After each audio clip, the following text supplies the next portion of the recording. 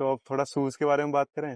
हाँ जी, आपने बोला शूज बहुत इंपॉर्टेंट बहुत होते हैं। जरूरी है शूज। एक 500 रुपए के भी आते हैं और 15,000 के भी आते हैं। तो थोड़ा बताइए शूज के बारे में अच्छे से, आप इन डिटेल्स बताइए एकदम अच्छे से बिल्कुल कि। बताता हूँ मैं, बिल्कुल। आप स्ट्रीट फूड खाते हैं? हाँ, हैं? क्या खाते हो आप? चिल्ली चाउमीन जो भी मिल जाए। चाउमीन, एक चाउमीन मिल रही है आपको 5 रुपए की, वो एक दोने में है। ठीक है। और वही चाउमीन आप रेस्टोरेंट में खाने जा रहे हो, वो मिल रही है आपको 200 रुपए की। हाँ, डिफरेंस है, डिफरेंस है। बहुत ज्यादा डिफरेंस है। इतना ज्यादा डिफरेंस है कि आपको सिर्फ इसी एग्जांपल से आप समझ गए होंगे। तो हाँ। 500 रुपए में वो क्या क्या चीजें, कुशनिंग है आपका, और आपकी आर्ट सपोर्ट है या नहीं आपके शूज के अंदर, तो यानी कि बहुत चीजें मैटर करती हैं। वो शूज रनिंग के लिए बने ही नहीं है। यानी कि एडिडास बहुत सारे शूज बनाता है, हम्म। स्नीकर्स भी बनाता है, और आपको वॉकिंग शूज भी बनाता है, रनिंग शूज भी बनाता है। अगर शूज मैटर ही नहीं करता तो एक ही शूज बनाता वो बस, हाँ, सही बात है ना। वो इतनी सारे वेरिएशंस क्यों लेके आ रहा है? है।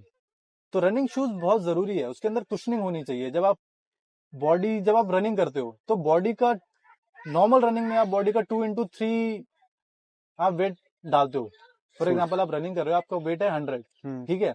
तो आप इतना फोर्स प्रोड्यूस वो जनरेट कर रहे हो नीचे, कम से कम 300 से 400 किलो।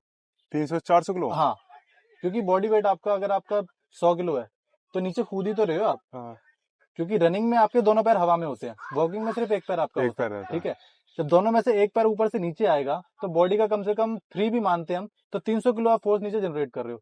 और शूज अच्छे नहीं होंगे, कुशनिंग अच्छी नहीं होगी, तो आपका इंपैक्ट आएगा आपके एंकल पे, आपकी नी पे, आपकी शिन पे, ग्लूट्स पे, बैक पे, हर जगह आएगा।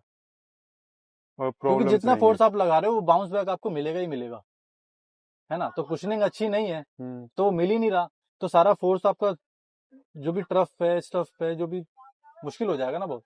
वापस हमारे ऊपर इम्पैक्ट करेगा हाँ, वो। तो आपकी हड्डियों पे फिर जोर पड़ेगा वो। और लोग तो नंगे पैर भी रनिंग करते हैं। उनका क्या? लोग तो करते हैं, लोग तो कुछ भी कर लेते हैं। नहीं, उनके बारे में क्या बोलना चाहोगे?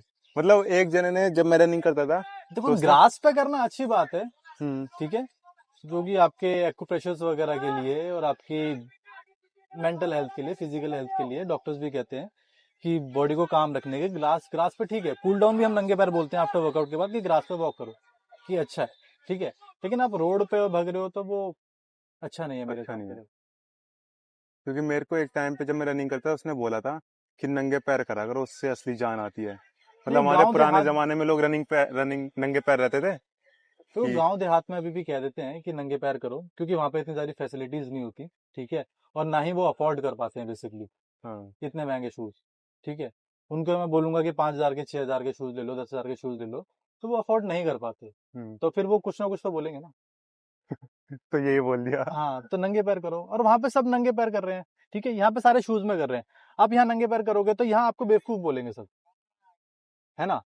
और वहां सब नंगे पैर कर रहे हैं, आप वहां चले जाओ, जूतों में करेंगे तो हाँ, तो आपको वहां बोलेंगे क्यों बेवकूफ। कर रहा है नंगे पैर कर भाई। तो इन्वायरमेंट भी बहुत मैटर करता है। Environment matter. हाँ, वैसे नंगे पैर करने से क्या क्या क्योंकि प्रॉब्लम इम्पैक्ट होती है? बहुत ज्यादा आएगा, बहुत ज्यादा। आप जल्दी डैमेज हो जाओगे। आप पूछ रहे थे ना हम्म। इंजरी से कैसे बचे, ऐसे बचे, नंगे पैर मत भगो आप।